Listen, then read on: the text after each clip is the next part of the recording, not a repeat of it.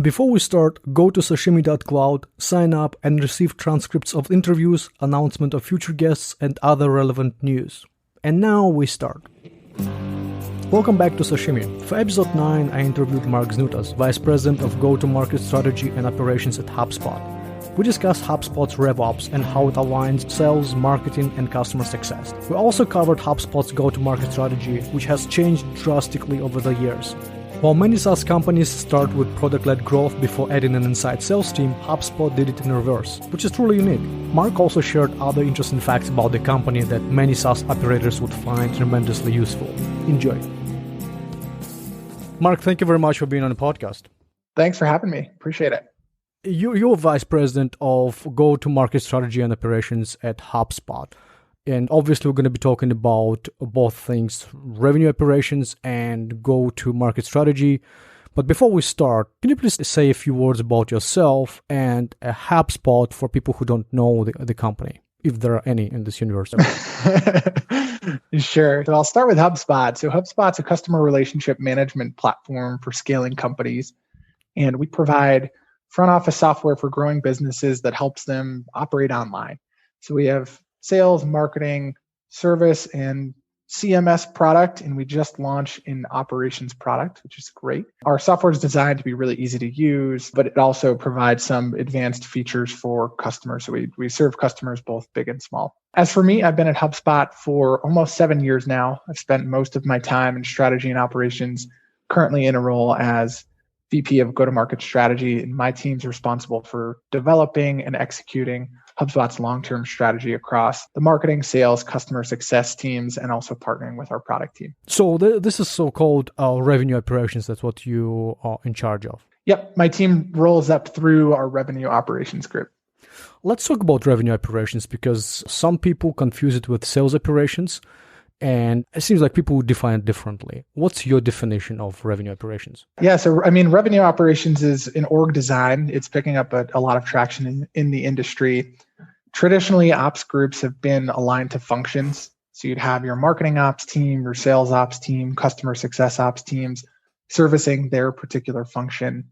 The problem with that design is that no one really has a full view of the customer experience, and there's little visibility across teams. So RevOps is an org structure designed to solve for those silos and inefficiency and kind of really pull teams together to think about the customer experience more holistically than in the past. So revenue operations is almost a broader umbrella than your traditional sales operations groups would be. So it's really about solving for customers and solving for overall revenue growth.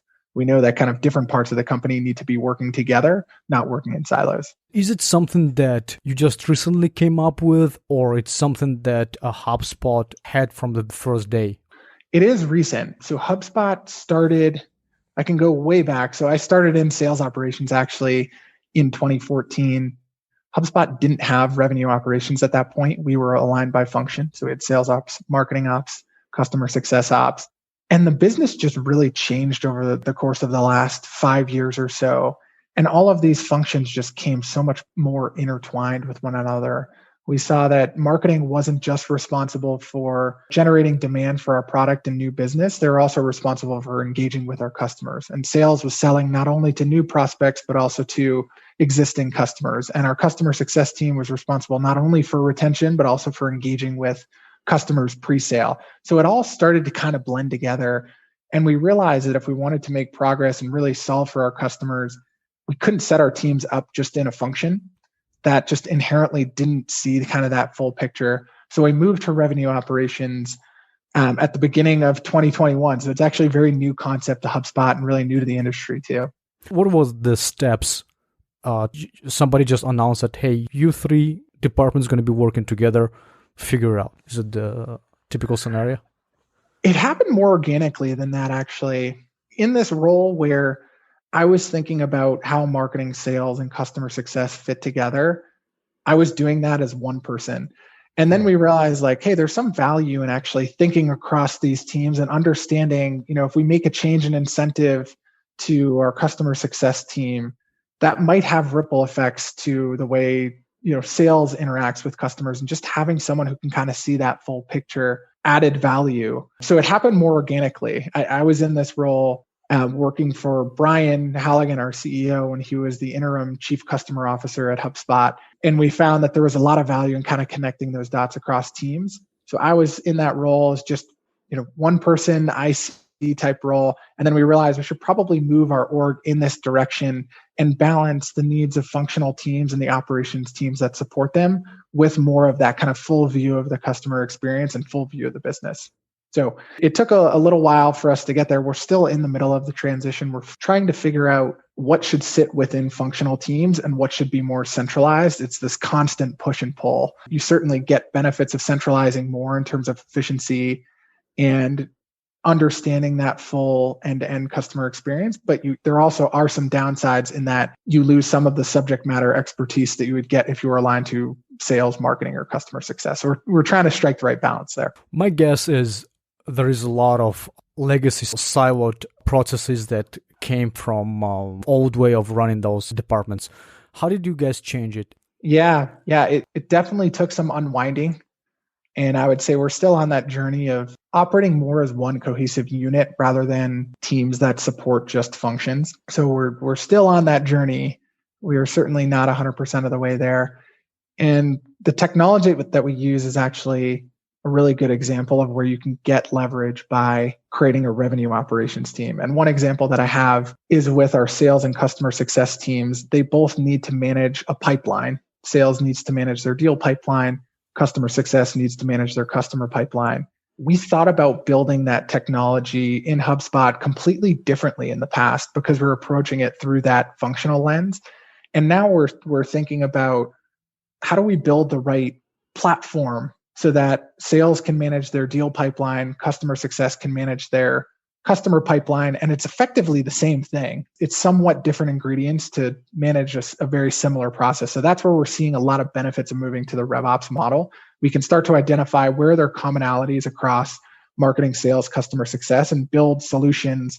In this case, it's a technology solution to support both use cases. And we're not starting from scratch and doing 2x the work. We're actually solving those problems in tandem. Can you provide some examples of the online tools that you use? Yeah, so our business runs on HubSpot. One of the beauties of our business is that we are building product for our customers that we use ourselves. So HubSpot has been historically focused on small and medium businesses and really working to build a great experience for scaling companies. The beauty of the way that HubSpot works right now is our product team is trying to build features for our customers that we need internally already. We're 5,500 employees globally now, so we're bigger than our target customer. So we can kind of beat up the features within our RevOps team that our product team is going to sell to our end customers. So we're a great guinea pig to build those new features. We run predominantly on HubSpot. That's our core CRM. We use it for marketing automation. We do plug into other tools that are tangential to our space. So we have a tool exactly to manage commissions. We buy a lot of software, but the core of the business runs on HubSpot. Got it. So let's talk a little bit about our go-to-market strategy because I hear this term a lot, but how do you define it? So I can take a page out of Brian Halligan's book, our CEO, and he often talks about how we need to build a great product for our customers, but that's not the only product that we're building. We also want to build a great experience of engaging with HubSpot from the moment you come to our website to the moment you renew or you churn on HubSpot. We want to make that great too. So it's not just about the product that you're selling physically, but it's about the way that you market, sell, and service that product.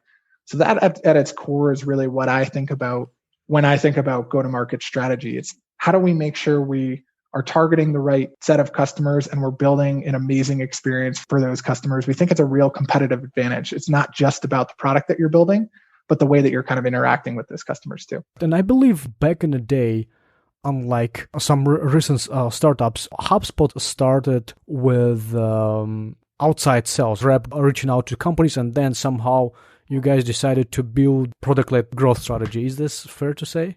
It is. We actually started with an inside sales model, which is, folks selling over the phone or over Zoom. That was kind of our core DNA when we started the company and when the company was a marketing app. Over time, we started to realize that people wanted to buy differently. They didn't always want to engage with humans, whether it was on the new customer acquisition side or on the success side, they wanted self-help. They wanted to learn at their own pace. They wanted to get into a product, try it before they buy it. So we moved down the path of building a freemium business where you can try HubSpot for free. You can get relatively basic features. And if you're really successful, happy with those features, you can pull up into our premium products. And that's pretty rare. The way this typically works with go-to-market teams is software companies build self-serve software. They mostly have engineers. And then they say, we need to increase our average sales price. So we're going to hire some inside sales reps to sell that product. HubSpot actually went the opposite direction. We had a relatively high human effort sale, service motion, relatively high average sales price. And we moved in the opposite direction. We said people actually don't always want to buy through a human. They want to try before they buy. They want to do that on their own time. They want to figure out what the look and feel of the product is. So we moved kind of from that inside sales go-to-market model to a hybrid product-led and inside sales go-to-market model. I looked through some of your speeches, and in a few places you talk about a segmentation strategy, international strategy, voice of customer, and other stuff. Can you elaborate on each of them and what challenges people face when determining these strategies? Absolutely. So we think about our long-term strategy from a go-to-market perspective through a 3-year lens, which is, I would call it midterm, not long-term, but it's not an annual plan.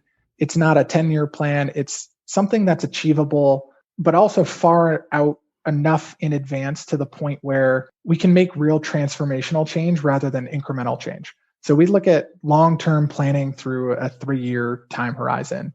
Once we determine that time horizon, we needed to figure out what are the things that we should pay attention to? How do we break down our 3-year strategy into more manageable pieces? And we came up with 3.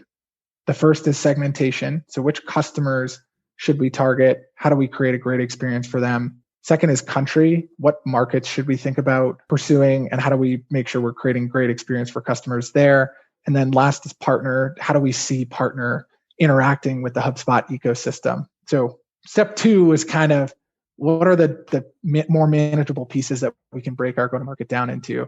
And then within that, we ask ourselves 2 questions. First is where to play. And second is how to win. So the where to play is all about defining your target market. So in the segmentation space, we need to define which customers we're going after.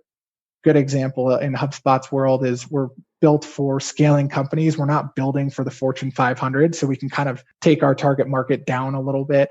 And we also want to create different experiences for our biggest customers who are paying us, a significant amount of money per month, and create a much different experience for our smallest customers who are paying us very little a month. They fundamentally need different things. So it's about determining who your target market is and then how you can effectively win in that target market.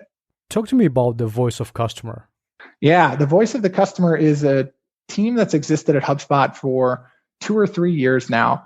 It used to sit in customer success, and we decided to move it onto my team, go-to-market strategy. And the reason we did that is because we think that keeping the customer perspective front and center as we're thinking about making strategic choices for our business is critical. We don't want to make choices without being really grounded in customer perspectives, understanding what customer needs are in different segments, in different countries, and different go-to-market channels.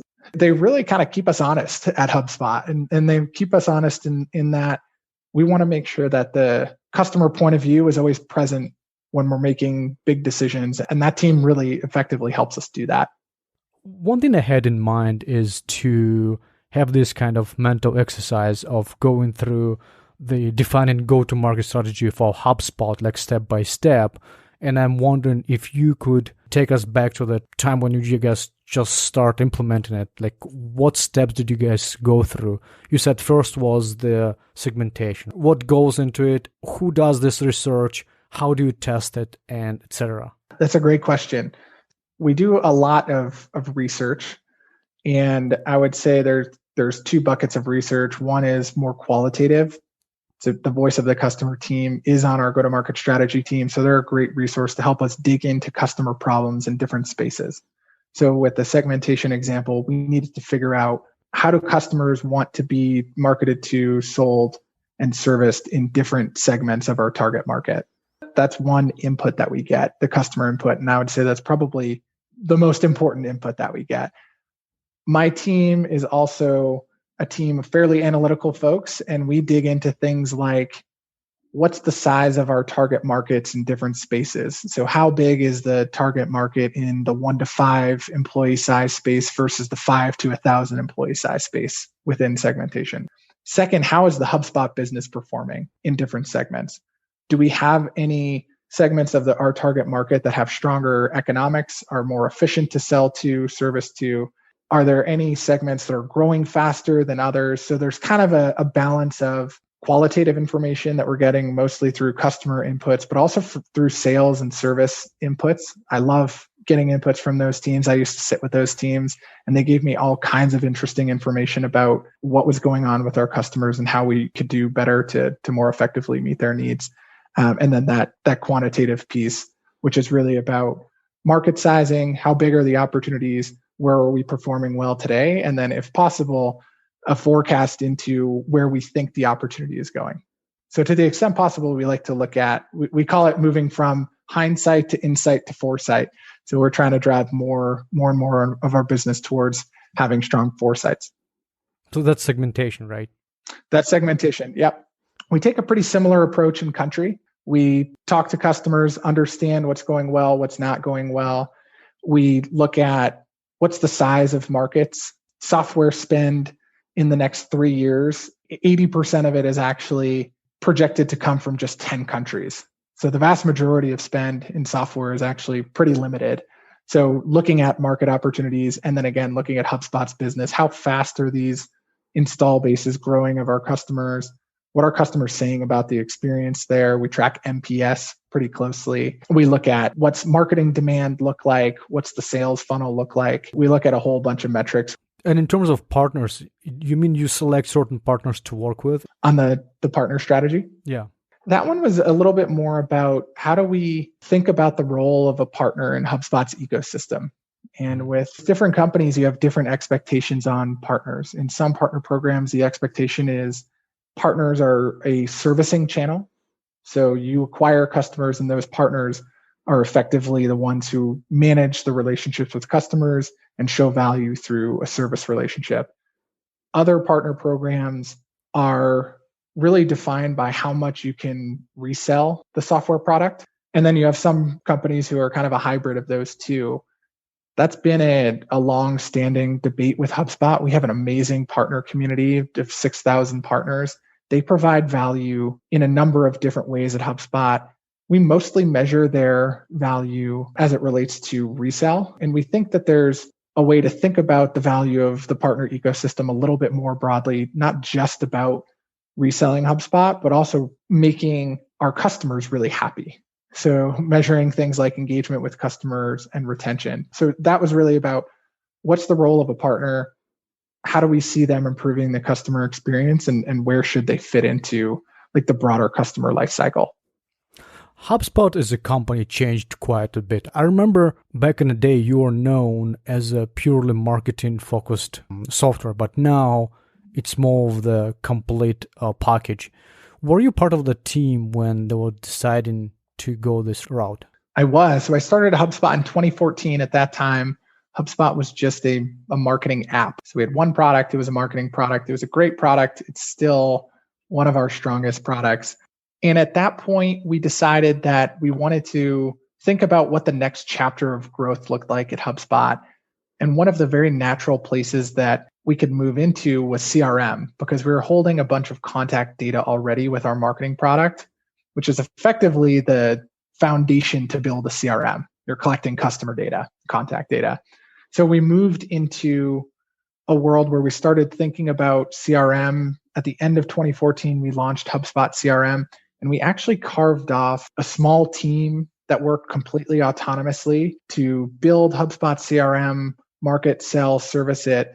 And that was its own business unit within HubSpot. That was an amazing move in hindsight, because that team could iterate really quickly and invent new things. And we weren't kind of tied to the rest of the core business. So it was really inventing a new business model within HubSpot.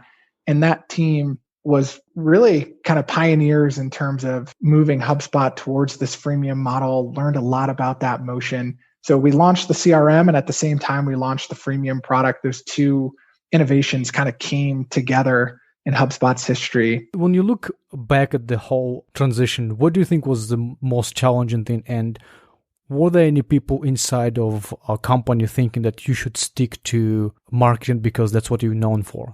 I don't think so.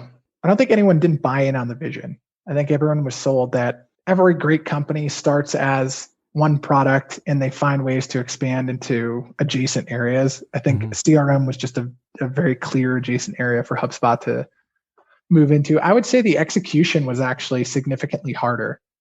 I talked a little bit earlier about how we moved from an inside sales model to a freemium model. Our sales reps weren't always thrilled about that, right? Like they were getting lower quality leads in some cases. They also felt like, hey, you're moving to a product-led go-to-market motion. Does that mean you don't need me as a sales rep? The answer was no, but that was kind of the notion on the sales floor. So it did take some time to really take hold, that selling multiple products, which we didn't really have a muscle around. Our reps were used to selling new customers, and there was really nothing else to sell beyond that. So we had to shift from single product to multi-product. We had to shift from a model where our demand was coming from content. You would download content, you would be a lead at HubSpot, to free software users. Now, a lot of our leads were actually just users signing up for the software. That was a change.